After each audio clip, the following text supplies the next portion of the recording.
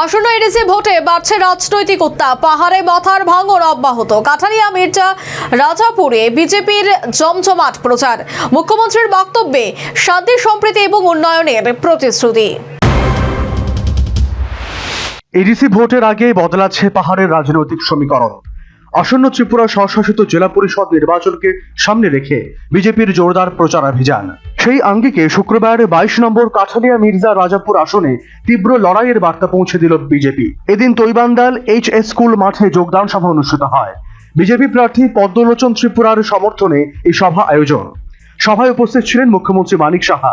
তার হাত ধরেই বড় যোগদান কর্মসূচি পালিত হয়। সভায় 159 পরিবারের প্রায় 506 ভোটার পদ্ম শিবিরে সামিল হয়েছেন বলে বিজেপির তরফে জানানো হয়েছে। বিজেপির পতাকা হাতে তুলে দিয়ে নবাগতদের দলে বরণ করে নেওয়া হয়। এতে বিজেপির সংগঠন আরো শক্তিশালী হলো। উল্লেখযোগ্যভাবে বিজেপিতে যোগ দেন অমিয় ত্রিপুরা। তিনি 2023-এ ধনপুর কেন্দ্রের মথা প্রার্থী ছিলেন। তার যোগদান রাজনৈতিক মহলে চর্চার বিষয়। জেলা স্তরের নেতৃত্ব এদিন উপস্থিত ছিলেন। প্রধান বক্তা হিসেবে ভাষণ দেন মুখ্যমন্ত্রী। উন্নয়ন ও জনকল্যাণ প্রকল্পের কথা তুলে ধরেন মুখ্যমন্ত্রী মানিক সাহা। আবার জনভাগিদারি অভিযান বাস্তবীকরণে ত্রিপুরা দেশের শ্রেষ্ঠ রাজ্য হিসেবে স্বীকৃতি পেয়েছে। বন্ধুগণ, PM জনমন বাস্তবায়ন শ্রেষ্ঠ রাজ্য হিসেবে পুরস্কৃত হয়েছে। PM জনমন উত্তর ত্রিপুরা জেলাকে শ্রেষ্ঠ জেলা হিসাবে সারা ভারতবর্ষের মধ্যে তাকে সম্মান দেওয়া হয়েছে। আপনারা জানেন যে 15 নভেম্বর 2023 সালে ভগবান বিরসা মুন্ডার জন্মদিন উপলক্ষে প্রধানমন্ত্রী জনজাতীয় গৌরব দিবস উপলক্ষে PM জনমন প্রকল্পে বিভিন্ন সুযোগ সুবিধা রাখা হয়েছে। এই প্রকল্পে যারা PBTG আছেন সেই সব জনগোষ্ঠীর যাতে আর্থসামাজিক উন্নয়ন হয় তার জন্য বিভিন্ন পদক্ষেপ নেওয়া হয়েছে। মোট 11টি দপ্তর 2024-25 অর্থবছর থেকে ওনারা একভাবে কাজ করতেন। তার জন্য প্রায় 322 কোটি টাকা তার জন্য খরচ করা হয়েছে। 322 কোটি টাকার উপরে। বন্ধুগণ, জনজাতি এলাকা উন্নয়নে সরকারের পরিকল্পনাও তিনি নিজ ভাষণে তুলে ধরে শান্তি ও স্থিতিশীলতার বার্তা দেন তিনি। মানিক সাহা বলেন, উন্নয়নই সরকারের মূল লক্ষ্য। মথার নেতাকর্মী সমর্থকদের বিজেপিতে যোগদানকে তিনি স্বাগত জানান। তার ভাষায় একটি নতুন শুরুর সুযোগ। সবাইকে উন্নয়নের পথে থাকার আহ্বান। পর্যন্ত ছাত্রছাত্রীদের ফ্রি মেট্রিক যে বৃদ্ধি দেওয়া হতো, আগে 400 টাকা দেওয়া হতো, এখন আমরা কত বাড়িয়েছি?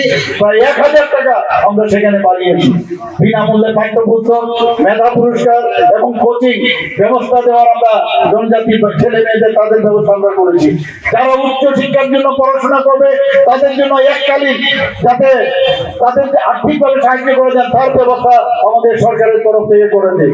জনজাতি হোস্টেলে বিভিন্ন স্মার্ট ক্লাস থেকে আরম্ভ করে বিভিন্ন সেখানে আরো যেসব সুযোগ সুবিধা দরকার আমরা সেই কাজটা আমাদের করেছি। আমবাসা, কাঞ্চনপুর এবং কর্মমুখে 3টি আশ্রম স্কুল আমরা দপ্তর থেকে আমরা চালু করেছি।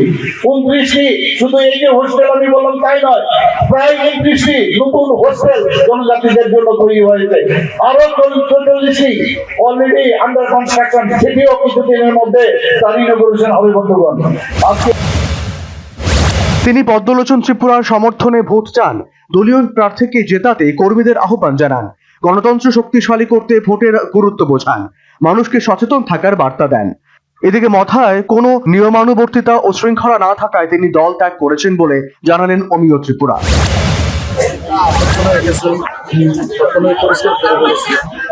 কারণ দলের মধ্যে কোনো ডিসিপ্লিন অথবা শৃঙ্খলা নেই। তো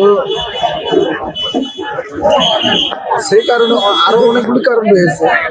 তো সেই কারণে আমি আজকে বাধ্য হয়ে বিজেপি করছি এবং এলাকার প্রকৃতপক্ষে জনগণের সাথে উন্নয়নের সাথে আমি বিজেপি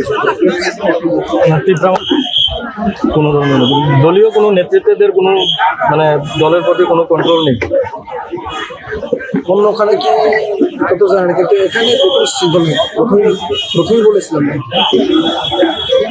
তো এত আমি তো সবকিছু সহ্য করে মানে কারেকশন করা যায় কিনা অনেক চিন্তা ভাবনা করেছিলাম, কিন্তু আর সম্ভব না। সভায় উপস্থিত ছিলেন মন্ত্রী কিশোর বর্মন, ছিলেন বিধায়ক অভিষেক দেবরায়, জিতেন মজুমদার, স্বপ্ন মজুমদার। দলীয় নেতৃত্ব কর্মীদের উৎসাহ দেন।